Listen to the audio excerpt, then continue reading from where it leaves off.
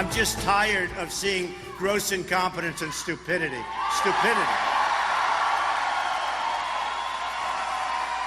So, you know, I've got to do it because I love doing it, and I only love doing it because when you're number one in every poll, you like to sort of do it, right?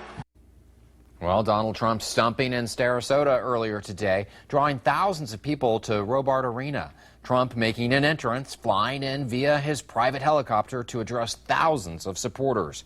According to a recent poll by Fox News, the Republican presidential candidate hopeful leads the poll at 28%. The next in line is Dr. Ben Carson at 18% of the polls. For In Your Corner, Stephanie Tinoco spent the day in Sarasota and now joins us in the studio breaking down the rally.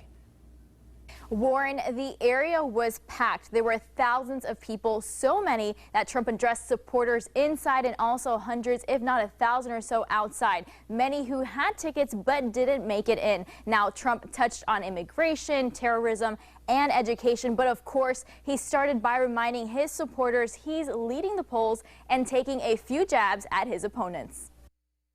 Common Core out, Second Amendment up, up, up.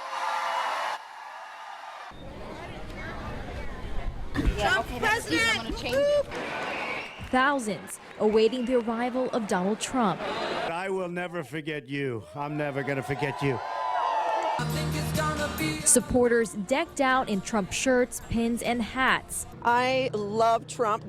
Some tell me standing in line for hours is well worth the wait. This country's about business, and this is the guy that will make it happen. We're going to do everything we can to get this man in office and get him elected. Now, do you really think he'll win? Yes.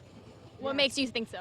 Because he is absolutely outlandish. He's outspoken. He doesn't care what he says. He tells the truth. He's going to do what he says. The United States leadership is stupid, and it's not going to be that way anymore. Some supporters traveling thousands of miles claiming to be the biggest Trump fan around. Who's the biggest Trump fan?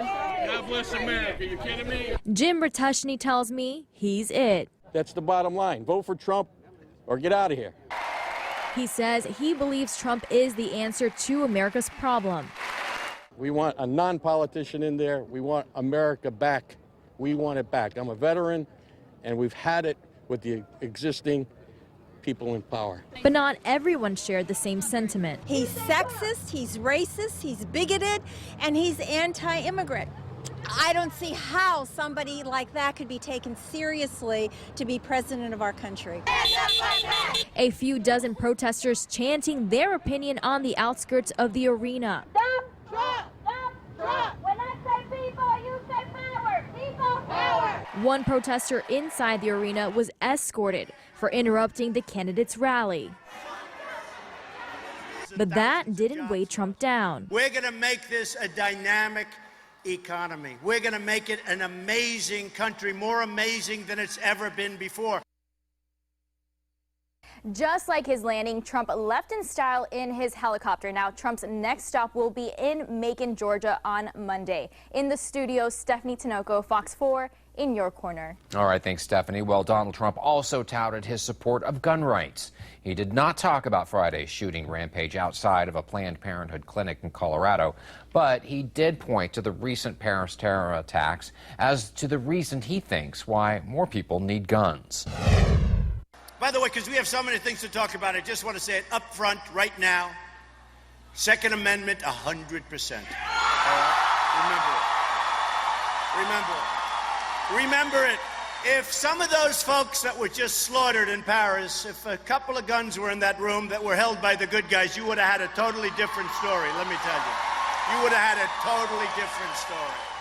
Trump's campaign also announced today that Catherine Gates Skipper is endorsing him for president. Skipper was the first female Marine in combat operations.